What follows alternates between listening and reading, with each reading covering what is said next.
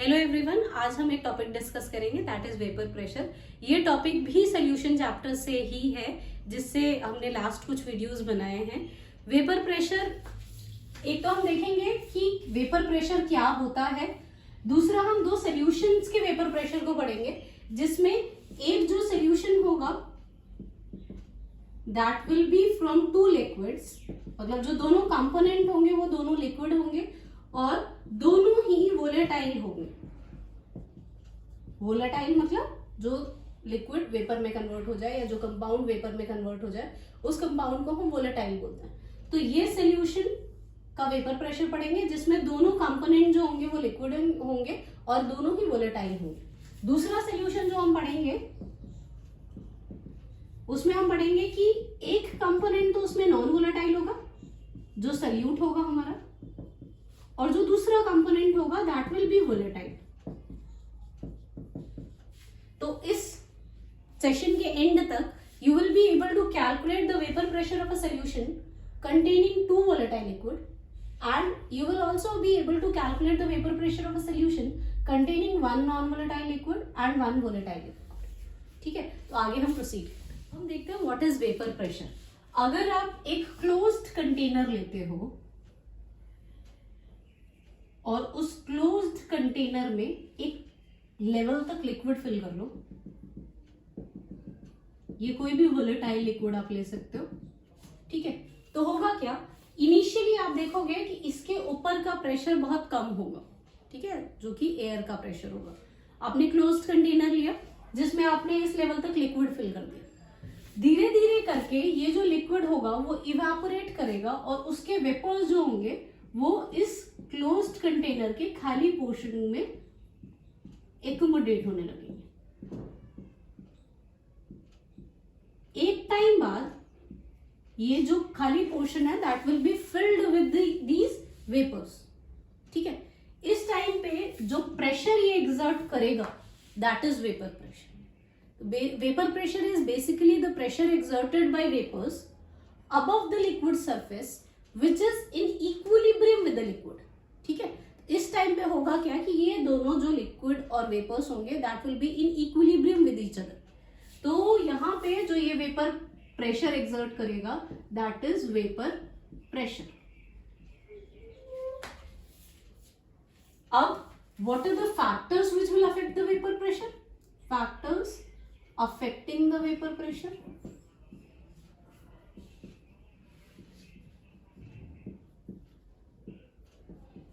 Vapour pressure.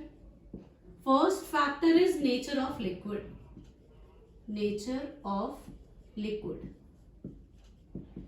आप कौन सा लिक्विड ले रहे हो? नेचर ऑफ लिक्विड मतलब उस लिक्विड के पार्टिकल्स के बीच में क्या इंटरैक्शंस है, what are the forces which are involved in that liquid.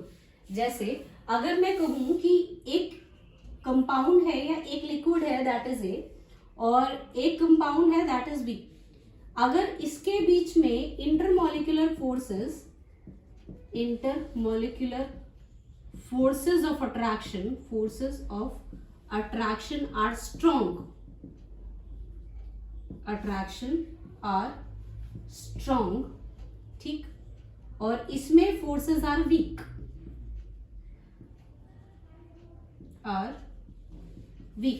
तो अगर किसी दो मॉलिक्यूल्स के बीच का फोर्स ऑफ अट्रैक्शन स्ट्रॉन्ग है तो ऑब्वियस है कि इसको वेपर स्टेट में जाने में मुझे ज्यादा एनर्जी प्रोवाइड करनी पड़ेगी। मतलब अगर intermolecular forces of attraction strong है लिक्विड के अंदर तो वेपर्स जो क्रिएट होंगे that will be difficult by difficulty और you will have to provide some energy.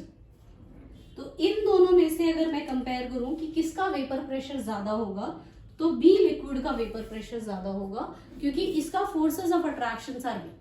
अब फोर्स ऑफ अट्रैक्शन को आप कैसे प्रिडिक्ट करोगे कि कौन से कंपाउंड का फोर्स ऑफ अट्रैक्शन स्ट्रॉन्ग है या कौन से कंपाउंड का फोर्स ऑफ अट्रैक्शन वीक है? तो that we can predict by boiling point. तो ऐसा भी हो सकता है कि आपको दोनों कंपाउंड का बॉइलिंग पॉइंट दे रखा हो। जैसे अगर ए कोई लिक्विड है, लेट्स से इसका boiling point is 80 degree Celsius और बी लिक्विड है उसका boiling point is 70 degree Celsius, तो मुझे सिर्फ बॉइलिंग पॉइंट गिवन है और कोई इंफॉर्मेशन नहीं दे रखी। बॉइलिंग पॉइंट देखकर आप ये प्रिडिक्ट कर सकते हो कि उसके बीच में इंटरैक्शंस कैसे होंगे।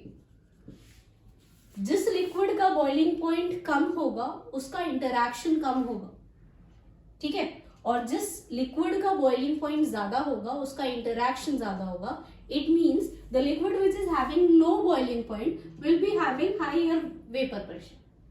तो अगर कोई 2 लिक्विड या 3 लिक्विड आपको दे रखे हैं जिसमें आपको बॉइलिंग पॉइंट मेंशन्ड है, so that liquid which is having the least boiling point will be having the highest vapor pressure at a particular temperature. Clear? Now we can move towards the second factor which will be affecting the vapor pressure. जो second factor है that is temperature.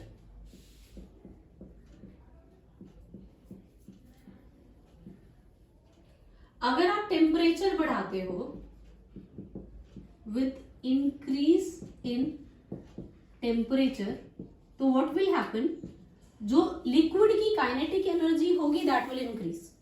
अगर मानो ये इसमें liquid के molecules field है, इस liquid के मॉलिक्यूल्स की अगर आप टेम्परेचर बढ़ाते जाते हो तो क्या होगा, धीरे धीरे करके उसकी काइनेटिक एनर्जी बढ़ेगी। काइनेटिक एनर्जी बढ़ेगी मीन्स जो 2 लिक्विड इस फॉर्म में कॉम्पैक्टली पैक्ड थे with some strong forces of attraction, अगर आप टेम्परेचर बढ़ाओगे तो काइनेटिक एनर्जी बढ़ेगा। काइनेटिक एनर्जी बढ़ता जाएगा, एक लिमिट ऐसा आएगा जिसमें ये फोर्स ऑफ अट्रैक्शन बिल्कुल ब्रेक डाउन कर जाएंगे and that liquid molecule will be able to convert into vapour phase. ठीक, तो इसमें होगा क्या, जब हम टेम्परेचर बढ़ाते हैं तो vapour pressure will also increase. Vapour pressure will increase, और इसके इंक्रीज होने का रीजन क्या है, काइनेटिक एनर्जी का बढ़ना। क्योंकि काइनेटिक एनर्जी बढ़ेगी मतलब लिक्विड का molecule will be easily escape out to vapour state. तो टेम्परेचर बढ़ाने से the vapour pressure will increase. These are the two factors which affect the vapour pressure का फॉर्मेशन। ठीक, तो अब हम नेक्स्ट देखेंगे कि इसको अब हम देखते हैं कि अगर आप एक सोल्यूशन बनाते हो that is a liquid solution, तो उसका वेपर प्रेशर कैसे चेंज होगा या आप सोल्यूशन का वेपर प्रेशर कैसे कैलकुलेट कर सकते हो। तो इस केस में let's say we are taking 2 components, एक A है और दूसरा B है। एक A कंपोनेंट लिया और एक B कंपोनेंट लिया, दोनों ही कंपोनेंट जो है वो लिक्विड है और दोनों कंपोनेंट वोलेटाइल है। Both the liquid components are volatile in nature. अब होगा क्या, अगर इन केस आप 2 कंटेनर लो, अलग अलग कंटेनर लेते हैं। अगर आप 2 अलग अलग कंटेनर लेते हो, इसमें आपने A लिक्विड फिल किया और इसमें आपने B लिक्विड फिल किया। अभी हम मिक्सचर नहीं बना रहे हैं, अभी हम सोल्यूशन नहीं बना रहे, हम 2 अलग अलग क्लोज्ड कंटेनर ले रहे हैं। एक क्लोज्ड कंटेनर में मैंने A लिया और दूसरे क्लोज्ड कंटेनर में मैंने B लिया। तो होगा क्या, ये A जो होगा वो ऊपर वेपर क्रिएट करेगा। यहां पे जो वेपर प्रेशर होगा वो सिर्फ और सिर्फ A की वजह से होगा, क्योंकि और कोई लिक्विड ही नहीं है इसमें, सिर्फ A लिक्विड है। इट मींस ऊपर जो वेपर प्रेशर क्रिएट हो रहा है that is by liquid A only, और यहां पे जो वेपर प्रेशर क्रिएट होगा that is by liquid B। यहां पे मैं स्क्वायर से B को रिप्रेजेंट कर रही हूं और सर्कल से A को। तो ये जो वेपर प्रेशर होगा that is due to only A, तो आई कैन से कि this is P not A। P not A क्या है, vapour pressure of pure liquid A। और यहाँ पे जो वेपर प्रेशर क्रिएट हो रहा है वो सिर्फ B की वजह से हो रहा है, क्योंकि और कोई लिक्विड इसमें है नहीं। It means P not B जो होगा that is vapour pressure of pure liquid B। अब आप क्या करो, आप इन दोनों लिक्विड को मिक्स करो और मिक्स करके एक सोल्यूशन बनाओ।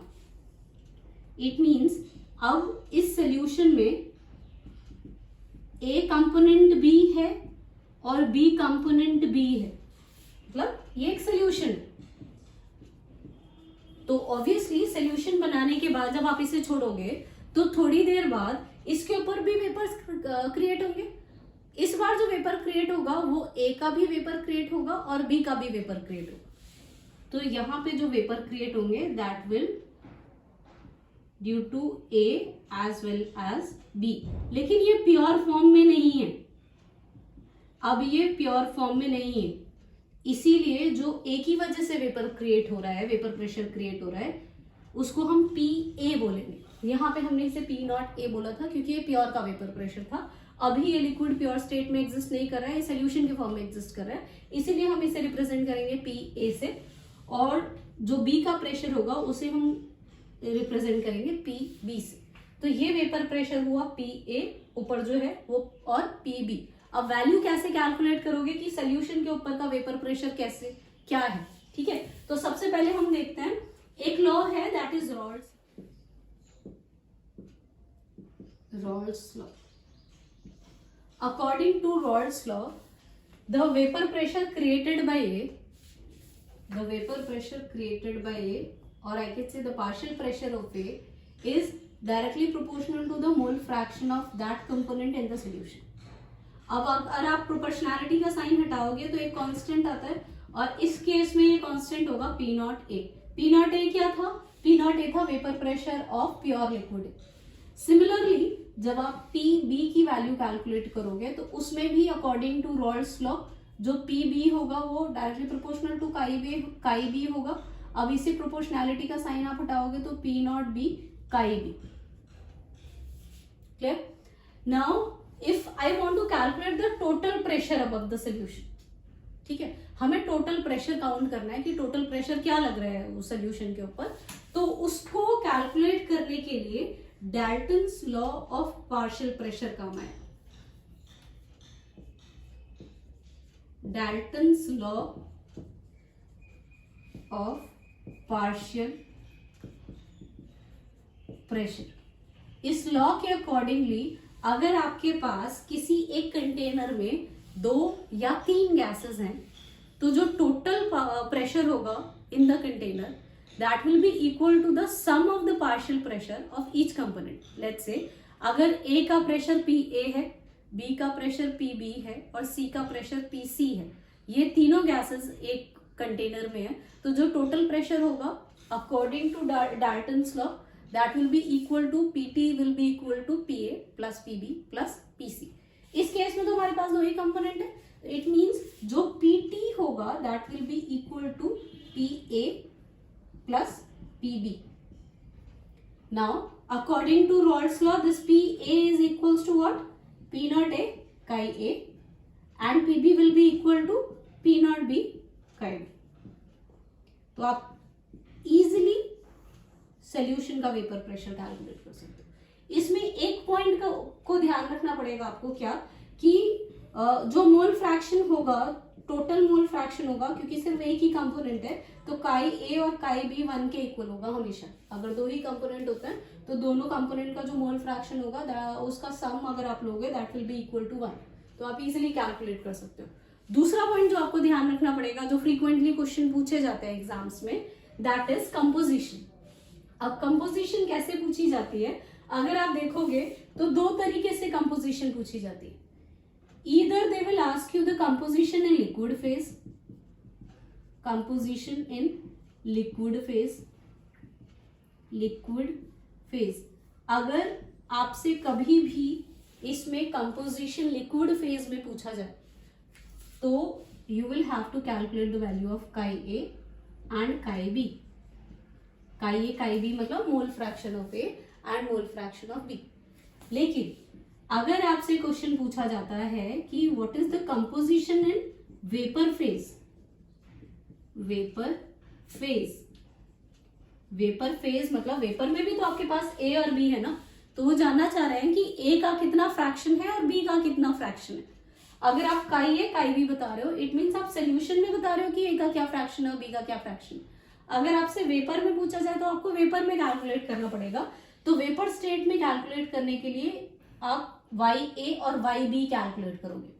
वाई ए जो होता है that is equals to P A P T PT हमने यहाँ से कैलकुलेट किया और पी आप यहाँ से कैलकुलेट कर सकते हो, ठीक है। वाई बी कैलकुलेट करने के लिए आपके पास दो तरीके हैं, या तो आप P B by P T लगा दो, और सिर्फ दो ही कंपोनेंट थे इसीलिए आप ये वाला रिलेशन में निकाल सकते हो। अगर आपने वाई ए ऑलरेडी कैलकुलेट कर लिया है तो 1 से अगर वाई ए सब्ट्रैक्ट करोगे तो you will get the value of Y B. तो chi A chi B composition in liquid phase है और Y A Y B composition of vapour phase. अब हम नेक्स्ट सोल्यूशन देखते हैं जिसमें एक कंपोनेंट सॉलिड होगा, दूसरा कंपोनेंट लिक्विड होगा। जो ए कंपोनेंट है उसको हम सॉल्वेंट मान के चलते हैं, that will B volatile component of the solution जो वेपर में कन्वर्ट हो जाएगा, और जो बी कंपोनेंट है उसको हम सॉल्यूट मान के चल रहे हैं जो नॉन वोलेटाइल होगा। क्लियर? फिर दोबारा से सेम, आप एक क्लोज्ड कंटेनर लो जिस क्लोज्ड कंटेनर में सिर्फ ए सॉल्वेंट हो। इस क्लोज्ड कंटेनर में सिर्फ सॉल्वेंट ए है। थोड़ी देर बाद इसके ऊपर एक वेपर प्रेशर क्रिएट होगा और इस वेपर प्रेशर को हम क्या बोलेंगे, पी नॉट ए बोलेंगे, क्योंकि अभी तक इसमें मिक्सचर नहीं है। अब आप सेम कंटेनर में नॉन वोलेटाइल सॉल्यूट ऐड कर दो। नॉन वोलेटाइल सॉल्यूट क्या होता है, जो वेपर में कन्वर्ट ना हो। ये ए सॉल्वेंट था, इसमें मैंने नॉन वोलेटाइल सॉल्यूट ऐड कर दिए जो वेपर में कन्वर्ट नहीं होंगे।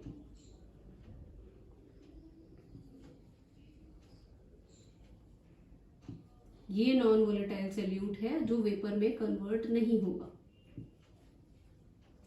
अब आई नो इसमें सिर्फ एक ही कंपोनेंट है जो कि वेपर में कन्वर्ट हो सकता है। इट मींस जो वेपर यहाँ पे बनेगा that will due to only A, लेकिन ये प्योर सॉल्वेंट नहीं है इसीलिए हम इसको पी नॉट ए नहीं बोल सकते। इस केस में भी हम इसे पी ए ही बोलेंगे क्योंकि ये vapour pressure above the solution, ठीक है।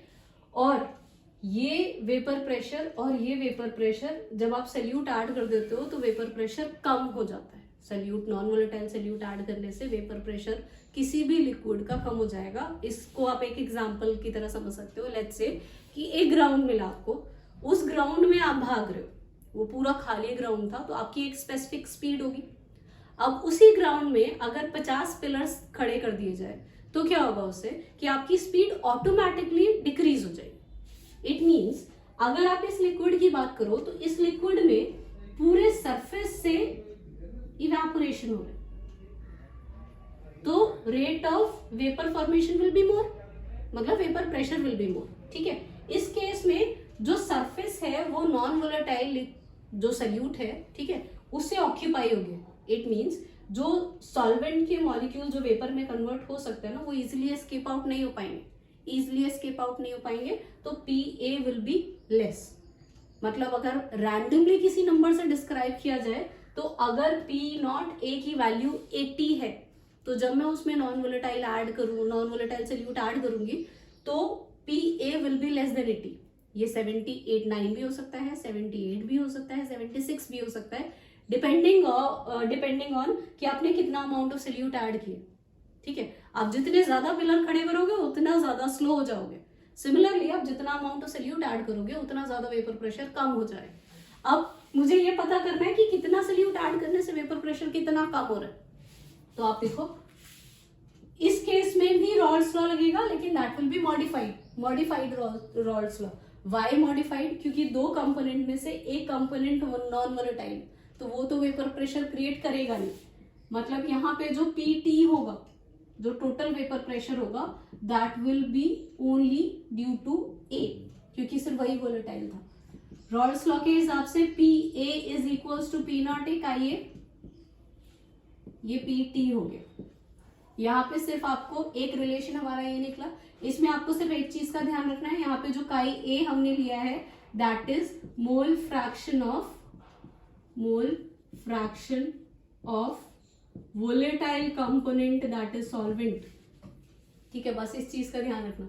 अब इसी चीज को अगर मुझे नॉन वोलेटाइल के टर्म्स में रिप्रेजेंट करना है, मतलब काई ए की जगह अगर मुझे काई बी चाहिए तो आप क्या करो, P T P not A 1 minus chi B use कर सकते हो। क्योंकि सिर्फ दो कंपोनेंट थे, तो दो कंपोनेंट का मतलब है दोनों का मोल फ्रैक्शन का सम जो होगा वो 1 के इक्वल होगा। तो काई ए किसके इक्वल होगा, 1 माइनस काई बी। अब इसको डिनोमिनेटर में भेज दो, will be 1 minus chi B. अगर आप इसे रीअरेंज करोगे तो you will get chi B equals to 1 minus, अगर इसे रीअरेंज करोगे तो you will be getting chi B 1 minus P T by P not ए।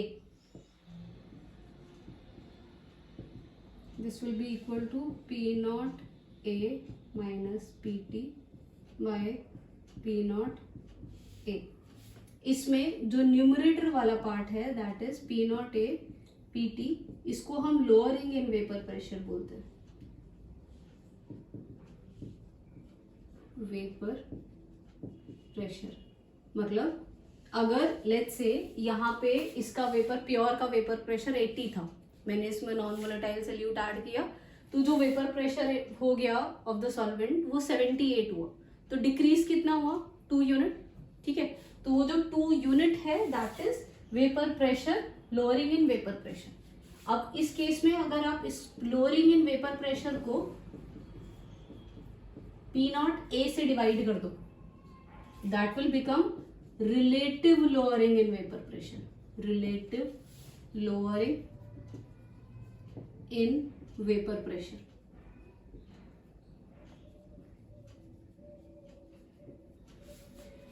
तो इस केस में हमने देखा कि अगर आप नॉन वोलेटाइल सॉल्यूट ऐड करते हो तो नॉन वोलेटाइल सॉल्यूट ऐड करने की वजह से सॉल्वेंट का वेपर प्रेशर विल डिक्रीज। कितना अमाउंट ऐड करने से कितना डिक्रीज होता है that we can calculate with the help of this formula, और you can use this formula, but make sure कि यहाँ पे काई ए यूज करोगे जो कि मोल फ्रैक्शन ऑफ सॉल्वेंट है, और यहाँ पे काई बी यूज करोगे that is mole fraction of solute. और अकॉर्डिंगली जो इन्फॉर्मेशन आपको दे रखी होगी उस इन्फॉर्मेशन के अकॉर्डिंगली आप कोई भी फॉर्मूला यूज कर सकते हो। बस ध्यान रखना मोल फ्रैक्शन का, क्योंकि जनरली ये मिस्टेक हम करते हैं कि यूज हम ये फॉर्मूला करते हैं लेकिन हम मोल फ्रैक्शन करेक्टली पुट नहीं करते उसमें, तो आंसर गलत आ जाता है। तो जब भी आप कोई फॉर्मूला यूज करो तो आप ध्यान रखना कि वो कौन सा सोल्यूशन है, पहला वाला सोल्यूशन था या ये वाला सोल्यूशन है, और कहाँ पे कौन सी वैल्यू पुट करनी है। तो this was all about the vapour pressure of 2 solutions. Next class में हम दूसरा टॉपिक लेंगे। Thank you for